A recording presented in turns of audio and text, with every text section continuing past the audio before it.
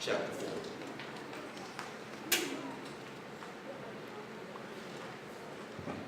We're also going to put those on, put all that at 10, which you just saw. We're going to put it on Facebook. I'm asking you also that as you, I guarantee you, you will grow. I guarantee you, you will see a change. I guarantee you, you will see some things begin to happen, and some prayers you had, you've been laying before God. I believe they're going to be answered. I believe with all my heart. I believe you're going to see it. If we'll all come together and we'll commit. I believe it'll happen. And as God shares with you and you see God move, I would ask that you would be kind enough to share it with the rest of us. You can share it right on Facebook, like it, and put whatever you want on it. If it was through reading of the Word at home, meditation, God revealed something to you, share it. If it was through the preached word or something you heard, share it. So we all can buy in. We all can benefit from it. I'm asking everybody to get on and share what God is doing. We're going to do a checkup in 3 months. In 3 months, we're going to check back in. We're going to see how we're doing, because God wants to do something. He wants to make, we all walk on a road, right? We all have a road that we're walking. We have a path that we're walking. Every last one of us. And there's nobody in this earth that's walking on a road. Every now and then, though, there becomes what? A crossroads. A decision. Some choices that we all have to make. And then once we make that choice, then we go on another road. And we walk in that road. And it seems like that road dusty and hard, and man, it's lonely, and it seems like we're always on, and then all of a sudden, here comes another crossroads. And that's how we live. I'm telling you, we're at a crossroads, and we're going to be at a crossroads, and we're going to have to make some decisions. And as a leader, I got to make decisions. Can't lead and not make decisions. Right, wrong, indifferent, people don't like it, whatever. You got to make decisions. You can't stand there and watch things go by and go, oh, no, I don't know what to do. Free. No, you got to make decisions. I'm determined. I'm going to make decisions for the Lord. Whatever He tells me to do, I'm going to do it. I'm going to seek wise counsel. This is part of the seeking the wise counsel, because if you'll do this with me, I know you're in a position to hear from God just like I'm hearing from God. And when I come to you and I ask you and say, here's where we are, here's what we need to do, I know you're in the right frame of mind, because if we're going to see today that if we're not of the same mind, we cannot go anywhere. As a matter of fact, you're going to see that your life will be so stressed out.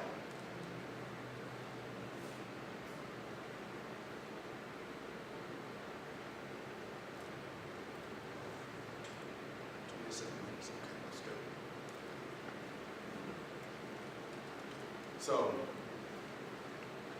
you saw me dance and clap hands and sing about being happy. When you feel happy, then it minimizes stress. And stress will only be minimized when the joy of the Lord is really your strength. Not something you say, something you really live. I used to hear people say it, and I'd be like, what in the world are they talking about? I had no clue. And then I tried to say it, but it wasn't, it didn't really, it didn't seem like that was real true for me. But the more I read, the more I prayed, meditated, the more I committed to God and committed myself to God, I began to realize that in every area of my life, begin to give Him this and then give Him that problem, that issue, and that part of my life, and this part, and all of a sudden, the joy of the Lord became my strength, because all the stuff that I gave Him didn't matter anymore. Because as long as you hold on to the stuff that really God wants to take out of your hands, and He wants to make it what He needs to make it, you will never have the joy of the Lord, because your joy is in your stuff, in your problems, and all the stuff you want to hold on to. And the moment you let it go is the moment the joy overtakes you. So the joy of the Lord is your strength, and God's joy puts stress in check. His joy puts it in check. I don't care what's going on. I don't care what people are doing to you, saying about you. The joy of the Lord will put all that mess, the stress, and the people who are talking about you, and the circumstances, and your health problems, and everything that you're doing, it'll put it in check. Guaranteed. When you're stressed, you are without strength, out of control. If the joy of the Lord is your strength, but then you allow stress, stuff, internal, external, to dictate to you what you're going to do, what you're going to be, how you're going to respond, how you're going to act, how you're supposed to feel, then the joy, then the stress, then it means you are without God's strength, and that means you're out of control and out of balance. Let me ask you a couple questions. Do you ever, just in the space of time, ever dread getting up in the morning? Do you dread, thank you. Somebody understands, yes. Be like, I could stay here and not move and not do one thing. I don't care what happens. I don't care if people eat. I don't care if the bills get paid. I don't care if you think I like you or don't like you. I just want to stay here, not move, and not get up and deal with a soul. Do you ever dread getting up in the morning? Okay, so some of you yes, some of you no. Or do your kids ever dread going to school? Yes. Yes. Kids like to sleep in late. Do you ever feel like, even though you love people, that relationships are kind of strained? Because everyone's under pressure. Everyone's got demands. Do you ever feel like the relationship just ain't kind of clicking on all cylinders? It's just not there. You love them, you really do. But I'm going to tell you, it's stressful. And the demands, you feel like, my goodness, this thing is strained beyond compare. I don't want to get up. I don't want to look at them. I don't want to see them. Matter of fact, they can just go. And I'm not even going to tell them where to go, but you can just go. How about that? So don't tell them where to go. Just tell them go, y'all. If you tell them where to go, then that's just a whole nother level. Just keep that to yourself. It's like that man talking about the NBA owner. And he said, I know. And they said, you know, somebody said something real smart. He said, listen, everybody got their own personal opinions about stuff. But the moment you put that thing out in the public, now you open yourself up for scrutiny. Listen, you might not like certain kind of people, and you get to, but you ain't supposed to tell everybody. Only a fool tells everything they know. I'm not going to call him one, but I'll just let what his actions speak for itself. He told everything he knew, and he didn't like about other folks. Do you ever feel stressed out and overwhelmed? I mean, just always. How about, do you feel tired of being too busy? That's a good one. Do you feel like things can get out of control? You're so busy, it feels like things will spiral out of control. And if one more thing get on your plate, if one more person asks you to do, if one more good, I'm not even talking about stuff that ain't good. I'm talking about good stuff we supposed to do, things that help people. But if one more person comes and I feel the need to want to help somebody, I'm going to bust and scream up in here. I don't want to do nothing for nobody else at this moment. Busy. Too tired. Because you're just busy. About to lose your mind. Just exhausted. Just emotionally flat. If you answered yes to any of these, guess what? You're in good company. You answered to all of them, we might need to, I said we need to get one of those defibrillators in the church just in case somebody, you know, get sick, get hurt, lose heart. We need to have, we really should have one. Just in case. Boom, pump, blow them up real quick. Boom, get them going. Y'all can sing all you want to around them. You better get a defibrillator and put some shock in them. Wow!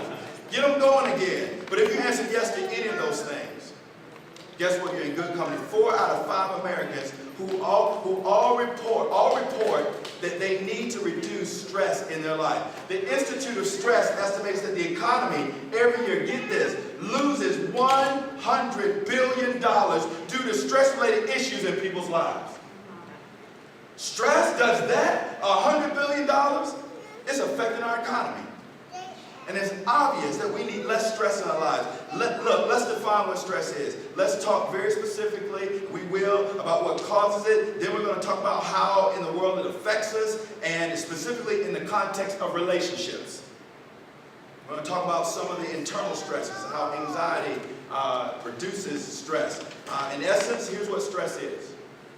Stress is the body's non-specific response to life's demands. Let me put it simply. There's demands on your body, And stress is how your body responds to them internally, and responds to internal and external things. Now the body has, I'm going to give a quick biology lessons, physiology lesson, but get it because it's interesting, because I believe we need to think about what's happening and how we process things.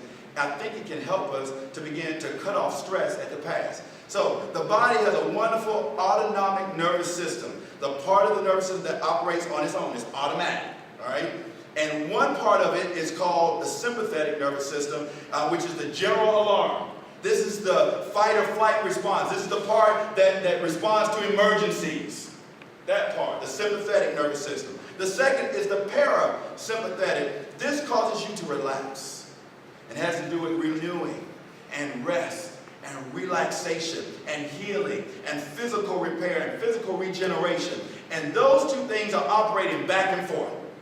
The sympathetic and the parasympathetic. They're meant to operate in harmony, in concert with one another. And if there's not balance, if there is intense fight or flight or alarm all the time, you live in it, then all the things I'm going to describe here in a few minutes, if they're happening even when they're happening even when you don't need them to happen. In other words, if all these things are going on, you fight and flight all the time, you're living in that place, then what's happening is that these things are happening in your system even though you really don't need it. You're doing simple things like getting up in the morning, and all of a sudden you are so stressed out by simple tasks of the day. Stress.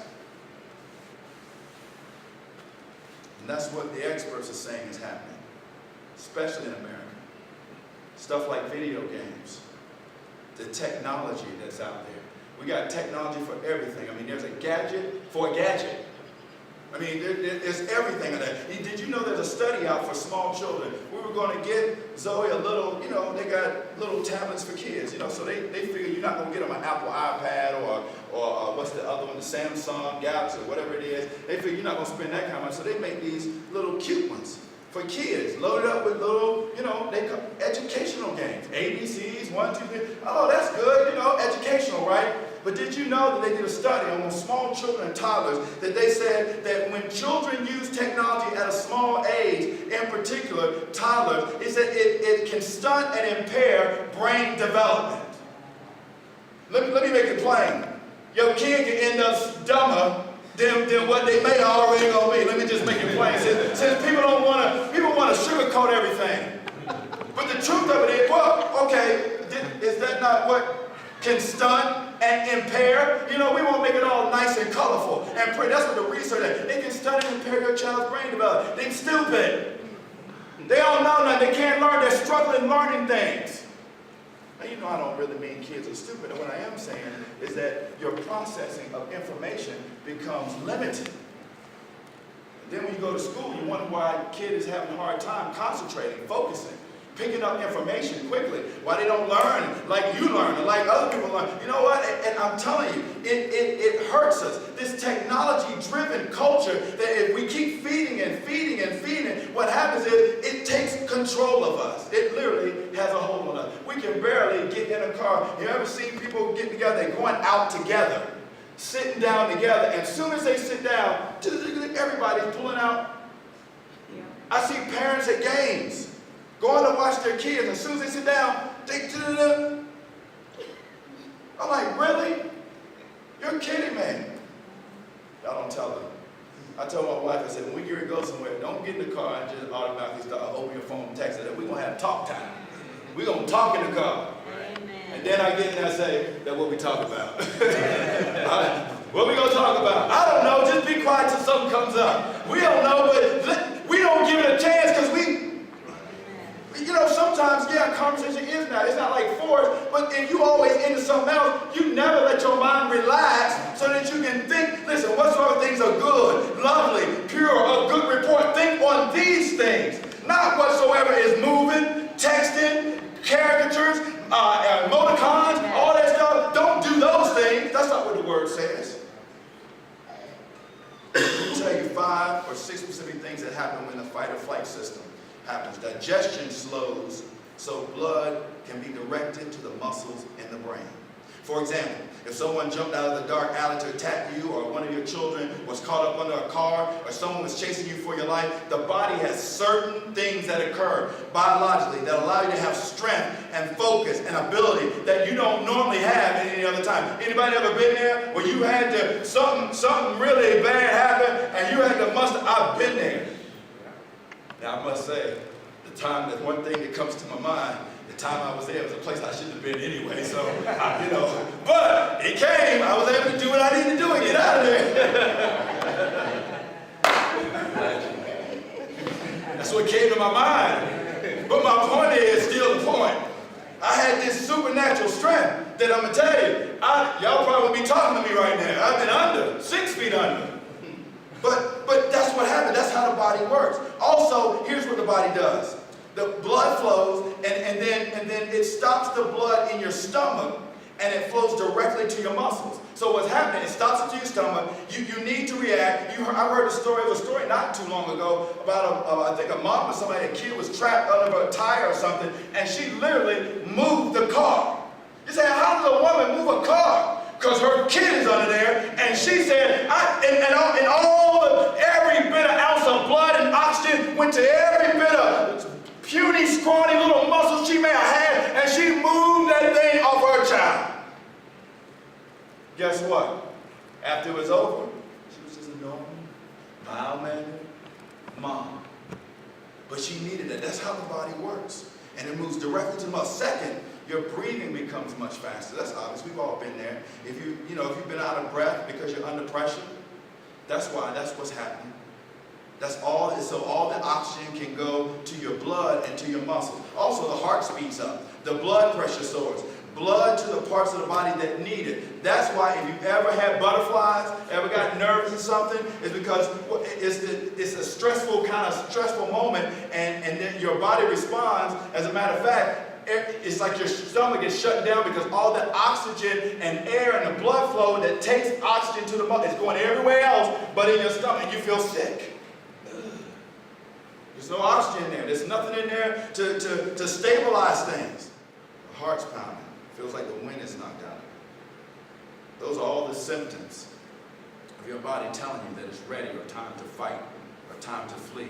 It's ready for a fight. It's time to get it on. And the muscle tension is preparation for important action. You get real intense, and it's ready. So you're under stress. Your muscles get fired up. And then they're ready to do something. And you know what? They're fired up. What happens is when they get fired up over a paper being due. When your mother gets so intense, it gets fired up over something like the mortgage needs to be paid. Or relational difficulty. Or your child doesn't do well like you thought they should on a test. They're goofing off in school, and the muscles get so intense that you're just losing it. You know what that does? Some of you all have experienced it. It produces tightening in the neck, headaches, and migraines. Chemicals are released to make the blood clot more rapidly.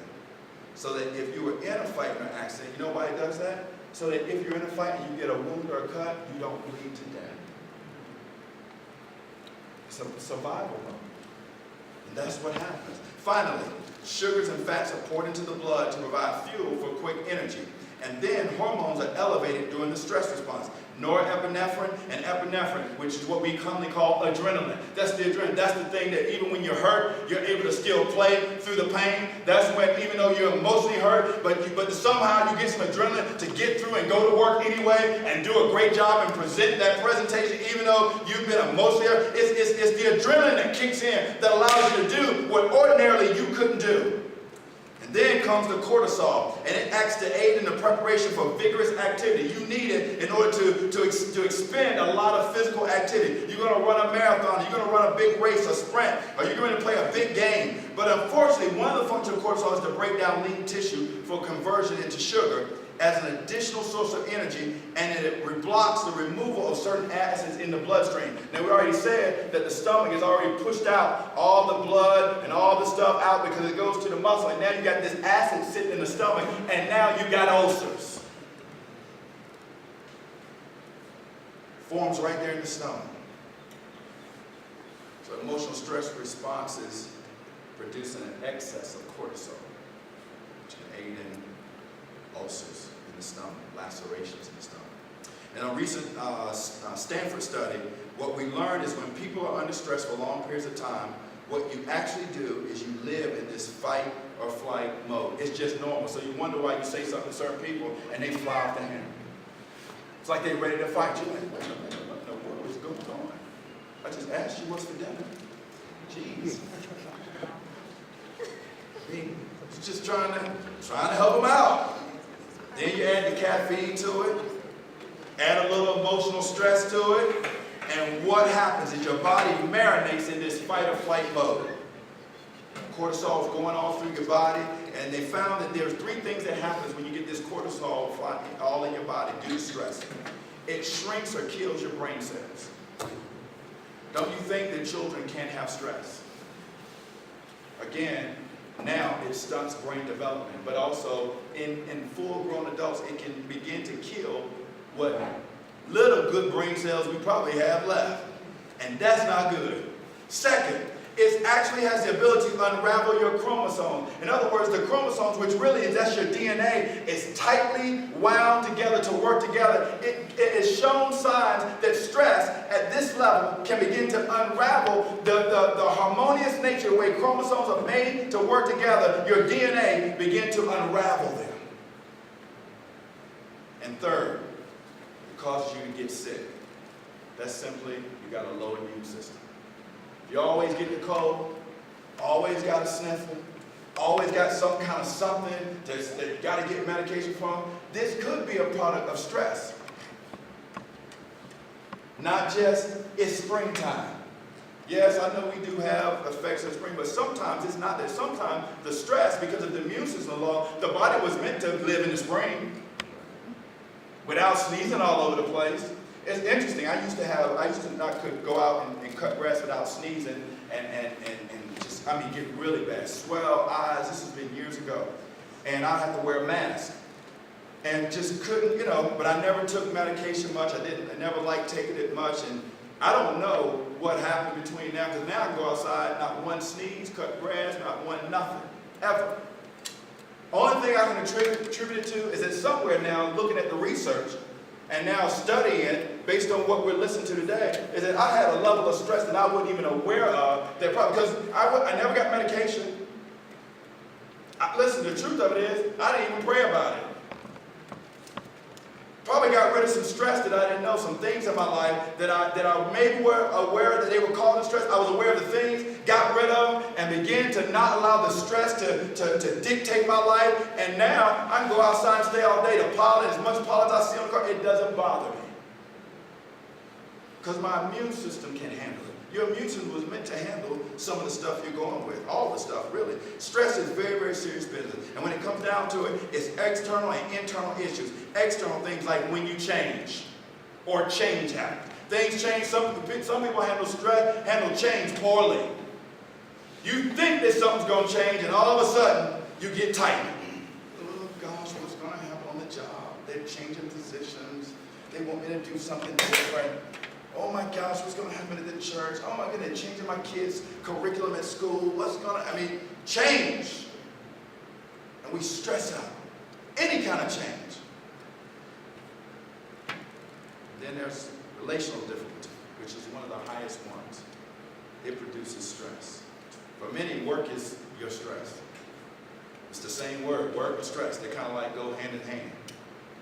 These demands, the deadlines, the technology we talk about, available to us at milliseconds. Constantly changing technology is. And it puts demands on our life, and the technology puts demands on our relationships. You must learn how to unplug in healthy ways. And I put in there healthy ways because many of us will try to unplug, but we unplug in unhealthy ways. We pick up other bad habits. Stress impacts us psychologically as well as physically. Listen, 50% of all people in hospitals, get this, it's estimated could be completely cured by lifestyle change alone. And 75%, according to one study, 75%, get this, of all people reporting medical issues, it is stress related. 75%? So, really? 75%? that tells me that we really have some control over our health, and that many people should not even be in the hospitals today. With that said, let's talk about it. I think the most difficult, important stress factor is relationships. We're going to see here in a moment in the text. The writer of a book called Margin, I don't know if any of you ever heard it or read it, by Richard Swenson, writes this: there are many causes of stress, but negative and conflict in relationships are the worst. That book is Margin by Richard Swenson. He said the negative and conflict in relationships are the worst. They drain our energy, get this, they shoot down our enthusiasm, they chip away at our ideas, they nip at our self-confidence, and they leave us feeling weak and drained. I say stress is without strength. There's either resentment or a lack of forgiveness or a lack of understanding, or there's just something that happens when you're around that boss, around that friend, around this person in a small group, or in the church, or this child in this season in their life. And all of a sudden it produces stress because there's a relational conflict. Let's look at Philippians 4. You have your Bibles, open up to chapter 4 if you don't have it there.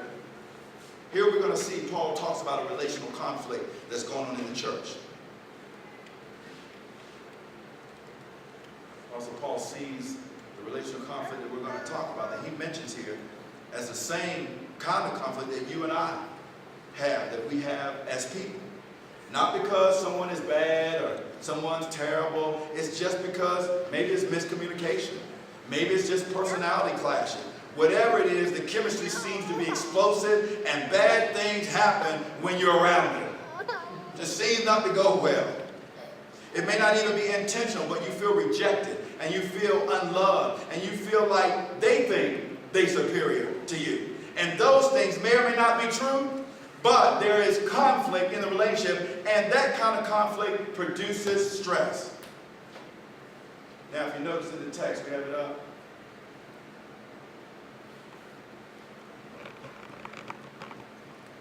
It says, therefore, my brethren, dearly beloved, and longed for, my joy and crown, so stand fast in the Lord, my dearly beloved. If you notice, he says, therefore, my brothers, whom I love and long for, this is how you should stand firm in the Lord. Now, if you look at that, and we're going to get to it in a minute, it says therefore, which means that there's something else that we need to see why that was there, what that was there for. And we're going to see here in a moment.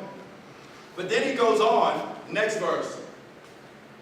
And he goes, I beseech you, Euodias, and beseech you, Syntyche, that they be of the same mind in the Lord. Keep going.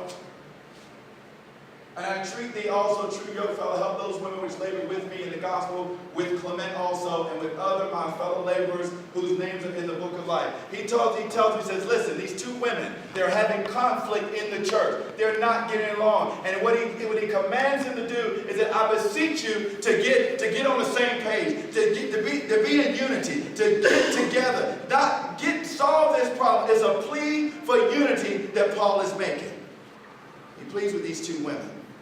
And then he gives a command. There's a request for somebody in the church, somebody in the body to step up and help them. He said, I entreat thee also. I entreat all the rest of you who see this stuff going on. And you see these ways. Listen, you know when you can be around two people. And listen, not long after two people got conflict, it spread around the community, the church, the family. Two people can't sit and have conflict and everybody else don't eventually find out. You know, and sometimes you can see it happening and see it going on. And he's telling the people in the church, the people who are in there together, they're serving together, they're moving life, doing life together. He says, I entreat you that somebody would step up and help these women out and be a light and be somebody. You cannot have two, you need three people. If you just got two people trying to work something out, it will never work out. You need a third person to come in there and to be able to listen objectively and to hear and to bring some balance to the situation. Because as long as you got two, let me tell you, both will be right and both will be wrong. You'll never get it solved. I've been in a situation like that where there was conflict between me and another brother in the church. Now, I mean, I don't consider to be the wisest guy, but I knew that we tried to work it out. We tried hard. I mean, this wasn't this church, y'all. So not this church. This is long ago, years ago. But if I had conflict, and I know about it firsthand, and we just, for whatever reason, he didn't like me. And for whatever reason, I started not liking him. Because he didn't like me. And he wouldn't let me do what I wanted to do. But here we were, having conflict. And I stepped back and I said, this is not working. So I went to a third party and said, I need you to come in so that we can, and be in between and mediate this process so we can get through and do the business that God has called us to do. Because right now, it's slowing things down. Don't you believe that those women having conflict back then, the reason why Paul even puts it down, the reason why it finds itself in the Bible is because when you have the relational conflict, it will stop all progress of when the church moving forward. It'll put all hope on everything. And Paul says, wait a minute, we got to get this thing in check. It's just two women, but it's two women that's important, and that thing can spread like wildfire of a relationship. And I knew we needed a third party. Believe it or not, the person didn't want to be a third party. They said they would, they didn't show up. Let me just tell you, I don't have no problem telling you this. Long gone, long past, I'm done, I'm through with it, I'm good with it, I still love the brothers and all that. But let me tell you something, it ended bad. The day we were getting together to meet, and it was supposed to be the third party to be there, the third party didn't show up. It ended bad. I know what I'm talking about. This can't happen. Relational conflict will destroy a church so quick. It'll tear it down. It spills over to other people and affects the church, affects your family. Even relationships in the family. Two people can be having a problem.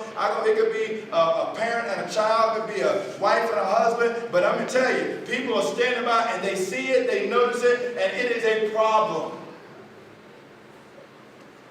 You can feel the tension in the room when two people are having a problem. And so you notice the request. He says, you yoke fellow, come and help out. And then he gives these ladies the command. Check verse 3. Is that verse 4?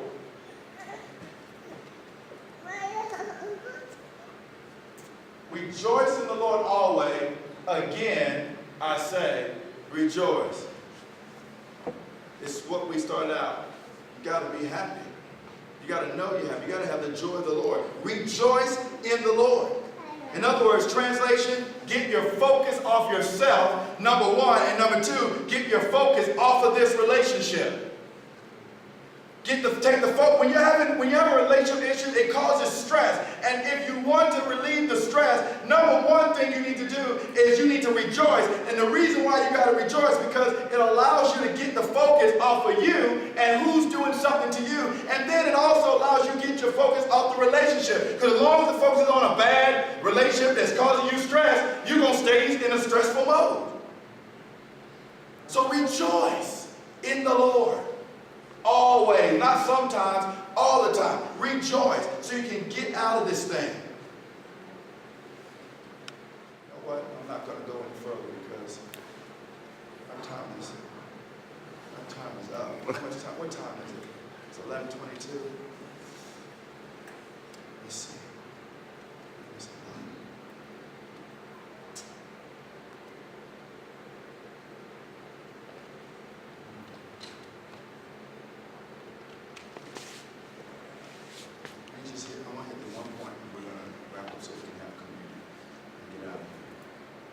So let's examine.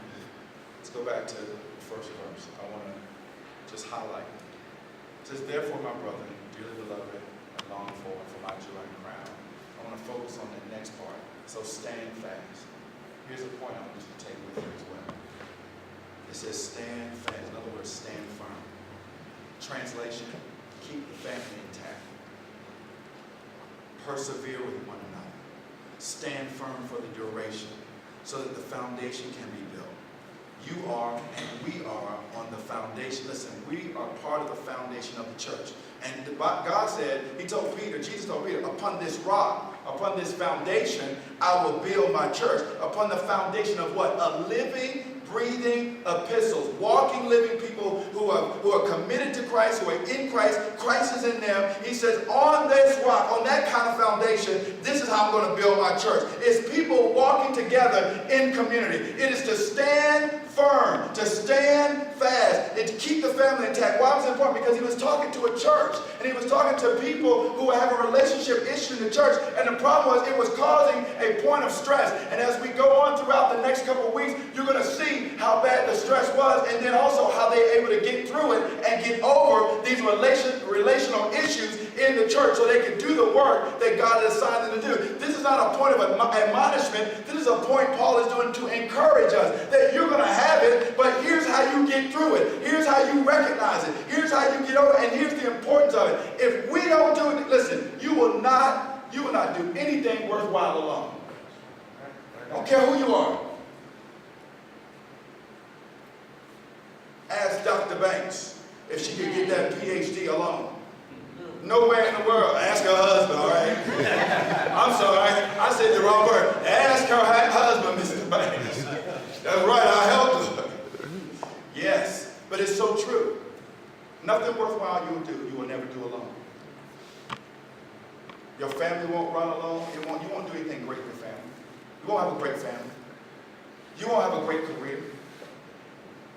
You won't even be a part of a great church, a great ministry. Because if it's done alone, it won't happen. You were meant to do it with somebody else. And that's why Paul makes this such a major point. He pulls out two women. Out of all the things think about it, out of all the things I'm sure he could have talked about, he decided he was going to talk about a relationship between two women who were going at each other. Because he understands that the gravity, that when there's division, that's why I talked about this commitment to 10. Make a commitment to commit. Because if we don't commit to one another, we're going to have some stresses in our life, and we're going to think, oh, well, we're going to think it's a whole lot of other stuff. Sometimes you don't have anybody in your corner there to support you. Sometimes you have nobody praying for you. Sometimes you have nobody laboring with you and serving with you. People who really are vested in you as a person, and not you about what you can bring, and about what you can give them, and about how you can do something for them. But people who love you for you, and love you for you because they love God, and they love God that much. That's the only way they can love you. We need to stand firm together on this foundation so that we can get rid of all this relational stress and do the work that God has assigned us. Now come back next week so we can finish this thing up and keep it moving, because there's a lot more. I don't have time today. You don't want to sit no more and listen to this no more. It's hot in here. I know. I get it. All that. But take this with you. What you heard, take it with you. And begin to prepare. Let's pray. Dear Heavenly Father, we thank you so much